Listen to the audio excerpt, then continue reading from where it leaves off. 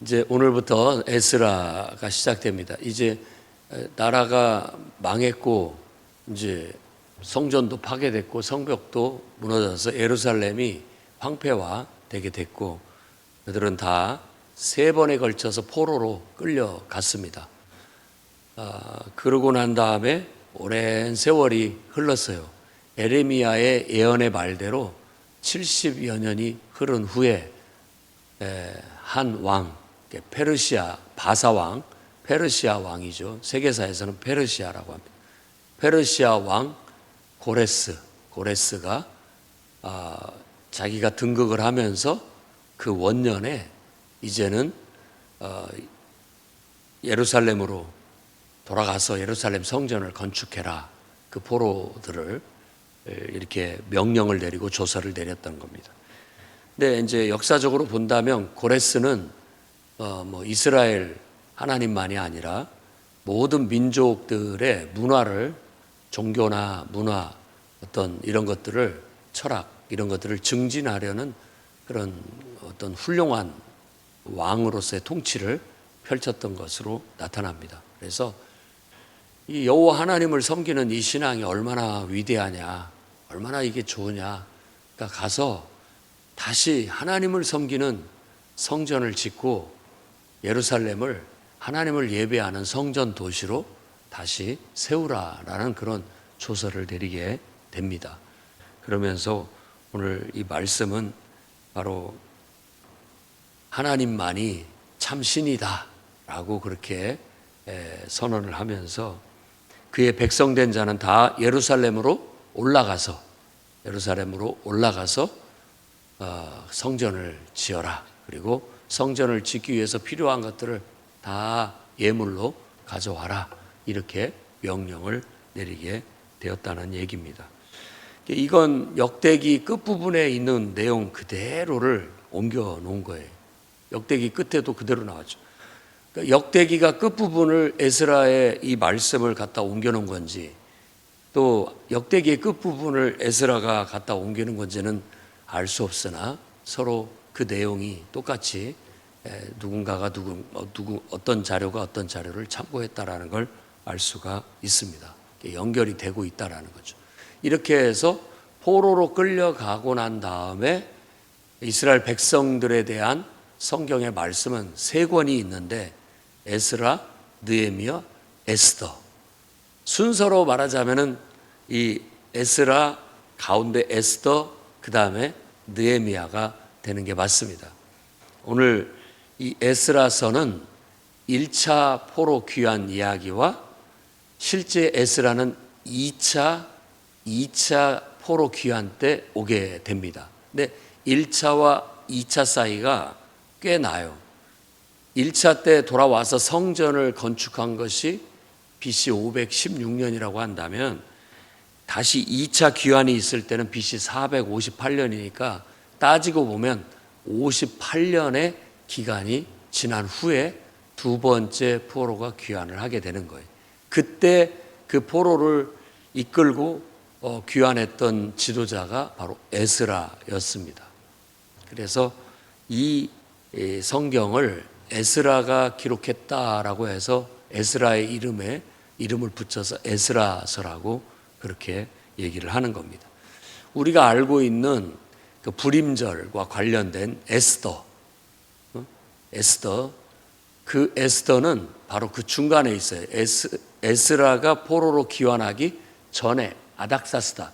그러니까 아하수에로라고 하는 왕, 크세스라고도 하고 그러는데 세계사에서는 그 왕 때의 이야기예요. 그리고 난 다음에 에스라가 오게 되고 그리고 이제 또 한참 후 BC 444년에 느헤미야가 와서 성벽을 재건하는 일을 이루는 거예요. 그러니까 우리처럼 이렇게 빠르게 순식간에 되는 게 아니죠. 세종시도 금방 될 것 같지만 계속 늘어져서 지금까지 계속 되고 있잖아요.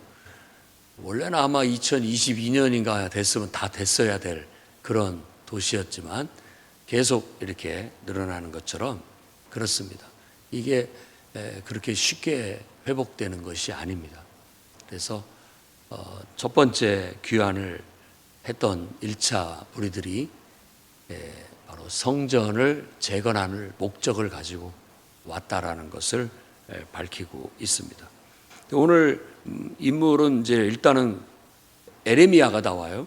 그 에레미야가 나오는 것은 하나님이 에레미야 선지자 입을 통해서 하신 말씀대로 이 일이 하나님의 주권적인 행동이다, 이렇게 해석하고 있는 거예요. 그러니까 우리는 우리의 인생의 모든 일들과 모든 역사를 항상 하나님의 주권적인 행동으로 해석하는 거예요. 내가 했어요. 누군가가 했단 말이에요. 그런데 우리는 그렇게 말하지 않습니다. 그것을 하나님이 나를 통해서 하셨구나, 하나님이 저 사람을 통해서 하셨구나, 하나님이 때가 돼서 이렇게 역사하셨구나 라고, 그렇게 모든 좋은 일이든 나쁜 일이든 항상 그렇게 하나님의 주권을 인정하는 것이 우리의 신앙 고백이에요.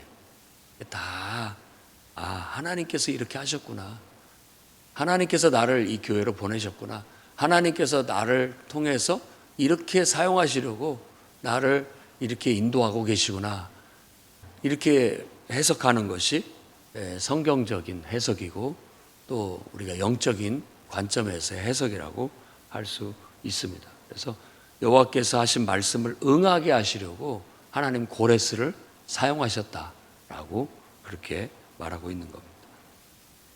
그 다음에 2절 말씀에 바사왕 고레스의 말에 그가 하나님을 지칭할 때 하늘의 하나님이라고 그렇게 얘기합니다. 하늘의 하나님, 이런 표현이 이제 많이 나와요. 포로기 이후에 하나님에 대한 어떤 개념이라고 하기까지는 그렇지만 하나님에 대한 그런 어떤 하나님의 역사가 폭이 달라졌어요. 그 전에는 이스라엘, 유다라는 민족 속에서 역사하는 하나님이었는데, 이제는 그 하나님에 대한 여호와 하나님이라는 그 지칭이 이스라엘의 하나님, 이런 어떤 의미가 강하다고 한다면, 포로가 돼서 제국 내에 포로로 끌려가서 지내다 보니까 이제 제국의 민족의 백성의 일원이 됐잖아요. 그러면서 폭이 넓어지는데 하늘의 하나님이라고 얘기를 하는 겁니다.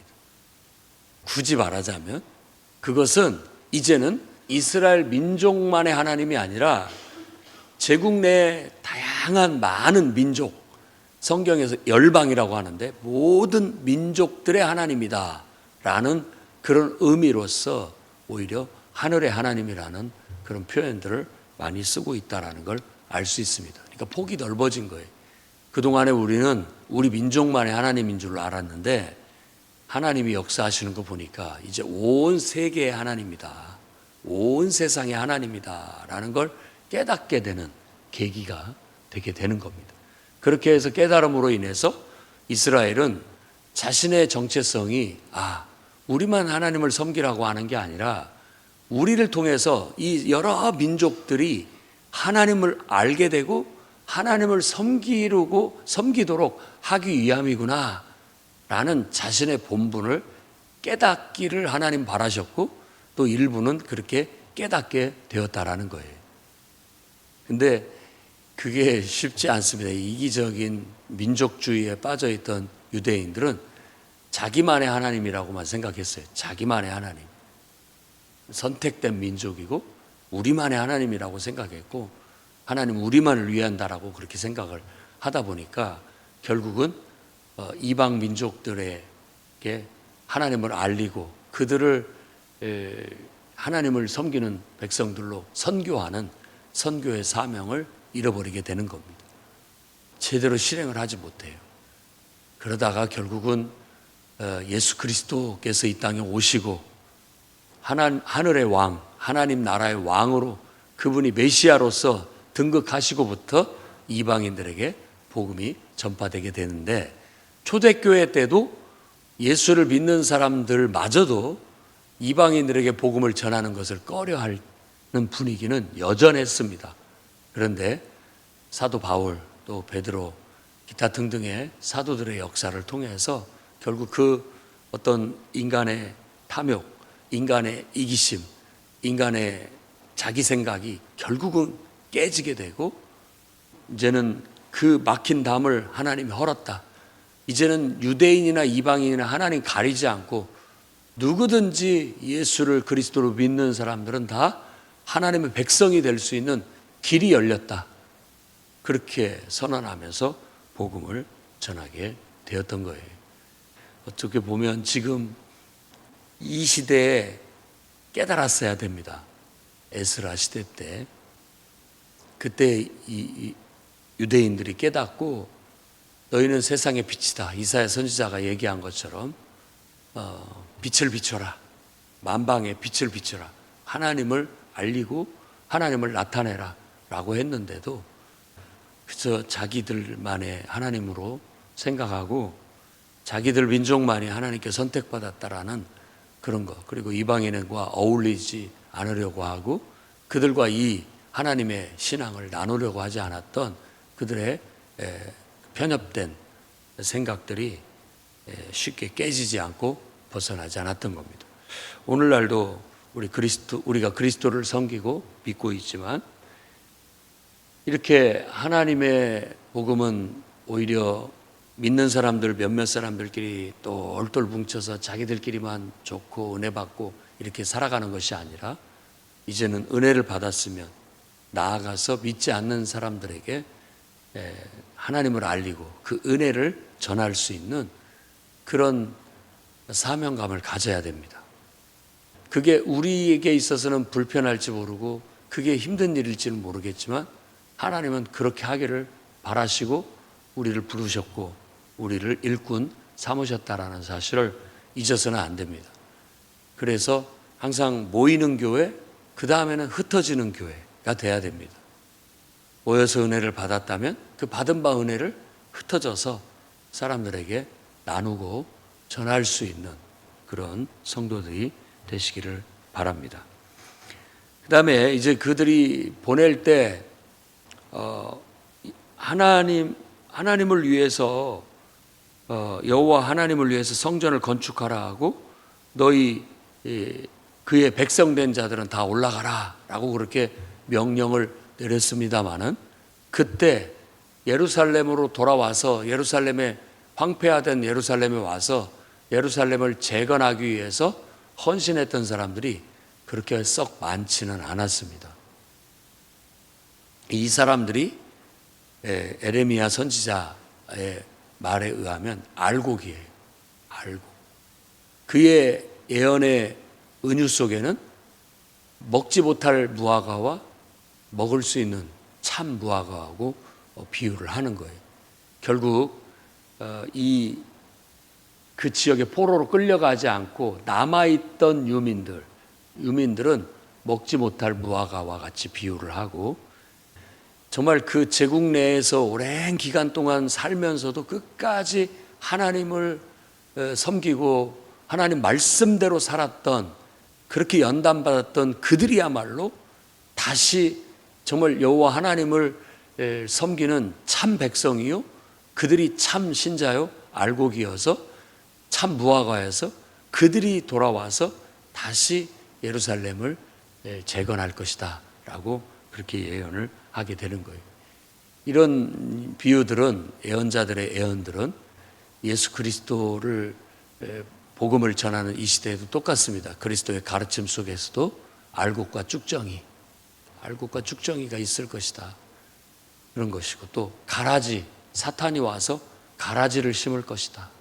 이런 은유를 통해서 교회 안에서도 알곡과 쭉정이가 가려질 것이라는 것을 분명하게 말하고 있고 마지막 날에 심판의 때에 그것들이 가려지게 될 것이다 라고 말하고 있습니다. 우리는 정말 어떤 상황, 처지 속에서도 항상 하나님을 우리의 중심에 두고 어떤 상황에 던져놓더라도 하나님께 기도하면서 하나님의 뜻을 쫓아가고 하나님을 끝까지 섬기는 그런 사람이 돼야 되겠습니다. 그래서 의인은 믿음으로 살리라 하는 것이 바로 그 말씀인 거예요. 그런 불같은 어떤 시련과 시험 속에서도 다 쓰러지고 다 넘어지는 순간에도 믿음으로 하나님을 찾고 의지하는 자는 살리라는 거예요. 무너지지 않는다라는 거예요. 여러분들이나 저나 바로 그런 믿음으로 똑바로 서서 하나님 나라를 일구는데 과감히 헌신된 일꾼들이 되기를 바랍니다. 그들이 가는 길을 생각을 하면 그들의 뜻은 참 아름다우나 가는 길이 가시밭길이에요. 황폐화된 곳에 가면 지금은 그래도 예를 들어 이민을 와서 자리 잡고 살고 있단 말이에요. 그런데 다시 거기를 떠나서 다시 본국으로 돌아왔는데 완전히 황폐화된 곳에 와서 마땅히 거처할 집도 없지, 뭘 해서 먹고 살지도 모르는 막막한 상황 속에 그들은 헌신하고 돌아온 겁니다. 그들의 신앙은 참으로 훌륭합니다. 그러니까 오늘날도 그와 같은 마음으로 하나님 나라를 더 우선으로 생각하고 정말 하나님과 하나님 나라를 위해서 그분을 위해서 봉사하고 섬기는 걸 내가 안정된 삶을 살고 내가 또 복된 삶을 사는 것보다 더 귀하게 여긴다면 그런 사람을 통해서 하나님 나라가 확장되어지고 세워지고 확장되어진다라는 걸 알 수가 있습니다. 저도 여러분도 하나님께서 네가 성전을 건축하고 주님의 몸된 교회를 일으켜라 라고 명령했다라고 우리가 듣고 그 명령에 순종해서 그걸 위해서라면 기꺼이 내가 내 남은 삶을 드리겠습니다 하는 헌신된 일꾼들이 똘똘 뭉쳐서 함께 이 시대에 하나님 역사를 이루어 나갈 수 있기를 바랍니다. 그 다음에 나온 사람 중에 하나가 이제 미드르다시다라고 하는 창고지기가 그동안에 약탈해왔던 성전 기물을 다 내어주게 했다라는 것, 그리고 그 성전 기물을 받아서 예루살렘으로 가져가가는 총독은 세스바살이라는 이름을 가지고 있다라고 얘기를 합니다. 근데 이 세스바살은 에스라서에만 나옵니다. 1장에 2번 이름이 언급되어 있고 5장 14절과 16절에도 세스바살이라고 하는 사람의 이름이 기록되었는데 그가 바로 고레스가 세운 총독이라고 그렇게 얘기를 합니다. 그러니까 유다 총독이에요. 유다죠. 고레스가 임명해서 총독으로 임명을 해서 보낸 이 유다 지역의 총독이었어요. 근데 이름이 세스바살이에요. 그렇게만 언급이 되고 나오지 않고 이제 성전을 건축하던 시대 때 활동했던 선지자가 학개하고 스가랴입니다. 학개, 스가랴는 이 에스라서와 함께 읽어야 그 내용이 맞습니다. 학개, 스가랴. 학개도 예언을 하는데 유다의 총독이라고 말을 하면서 세스바살이 아니라 스룹바벨이라고 얘기를 합니다. 그래서 학개서 1장에 2번 유다 총독은 세스바살이라고 얘기를 하고 있고 2장에도 2번 유다의 총독으로 스룹바벨, 유다의 총독을 스룹바벨이라고 얘기를 하고 있어요. 그러면 아니 유다 총독이 둘인가? 세스바살도 유다 총독이고 스룹바벨도 유다 총독이었다 말인가? 둘이 있을 수는 없다라고 생각을 해서 이제 그걸 해석을 하기를 어쩌면 그 두 사람이 동일 인물이 아닐까 추측을 하는 겁니다. 정확히는 알 수 없지만 세스바살은 다니엘이 바벨론식 이름으로 벨드사살이라는 그런 이름을 가지고 있었는데 이렇게 같은 사람인데 다른 이름으로 불려진 것은 아니었나. 그러니까 이 고레스 페르시아 왕의 입장에서는 세스바살이라고 불렀지만 유대인들이 부를 때는 스룹바벨이라고 부른 것이 아니었나 그렇게 추측만 할 뿐입니다. 잘 알지 못해요. 하지만 분명한 것은 이 세스바살이 바로 고레스 황제가 내어준 성전 기물을 다 받아가지고 유다 총독으로 임명돼서 흩어진 유민들을 이끌고 1차 포로 귀환을 했다라는 사실이에요. 이런 일꾼들이 있어야 하나님 나라가 세워지고 하나님 나라가 확장될 수가 있습니다. 오늘 저와 여러분에게도 하나님께서 이와 같은 사명을 주시고 이와 같은 도전을 주실 줄도 모르겠습니다. 여러분들도 하나님의 음성을 듣고 하나님의 명령을 듣고 하나님의 사명을 받아 남은 생애가 하나님의 나라를 위해 쓰여지는 값진 인생이 되기를 주의 이름으로 축원합니다. 기도하겠습니다. 거룩하신 주님,